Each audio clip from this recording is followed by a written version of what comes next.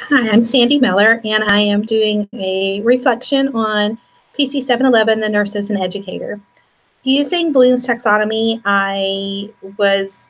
for remembering, I recalled what I learned in my teaching in nursing minor in my MSN program, and that was focused on what are the objectives, what needs to be taught, and what's the best way to teach it. And so I kind of recalled that when I was working through the assignments and working through this course.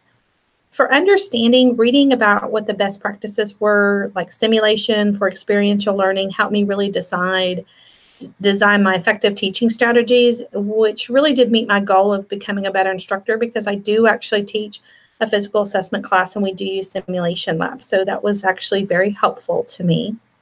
For applying, really illustrating the ideas using a concept map for this semester. And I can see me using this. I can actually see me using this with my NP students to connect the parts of a SOAP note.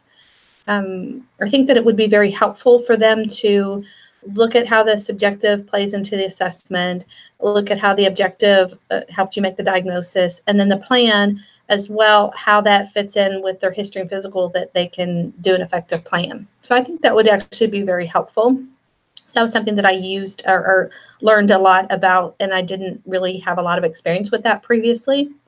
For analyzing, I really did compare and contrast the advantages and disadvantages of the different types and different ways to teach, different methods to create my teaching plan, and really how to teach physical assessment skills. And simulation is certainly an appropriate and a good match for that. So for evaluating, I was really able to defend using simulation to teach the physical assessment skills, because there's a lot of evidence-based research that says that this is more helpful. And I really need to continue to do that with every aspect of like teaching future NPs, for including the didactic. I like the pre-briefing and the actual simulation, in the pre-briefing, getting them used to the model and explaining it.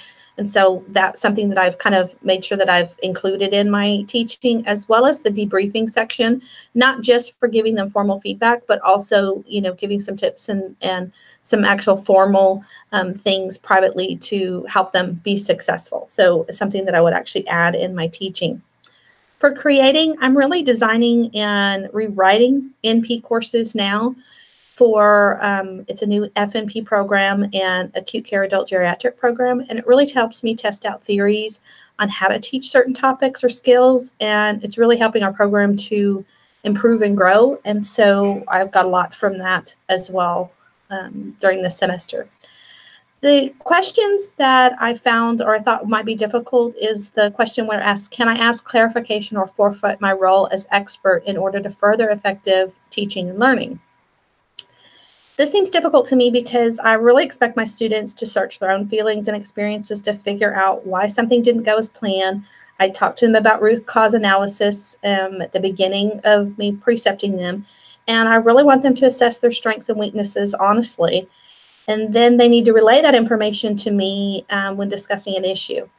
Asking them questions, I've certainly done that before, and it's helpful for them to achieve. But clinical time is sometimes really limited, and it's busy, and I have to make quick judgments constantly based on my own understanding. So I kind of review that with them and let them know that I need your help with that. So I probably need to work on that a little bit more and assess it and how I'm doing that in clinical practice and precepting. I do have an easy time. I celebrate my orientees, their successes. I take ownership of the clinical experience, and I try to make sure that they get the best and the most out of the clinical experience and really try to enhance their learning. I also, I find it really easily to accept their mistakes. I know they're going to make mistakes. We were all new at this at one point, and I really try to help walk them through the process to help them identify where they can make improvements in their performance. And I really just use their own strengths that they have and try to build on those. So I found this course very helpful. I do teach, and so it is actually something that's near and dear to me. And I really think it's effective, and we need it for teaching the next generations of nurse practitioners. Thank you.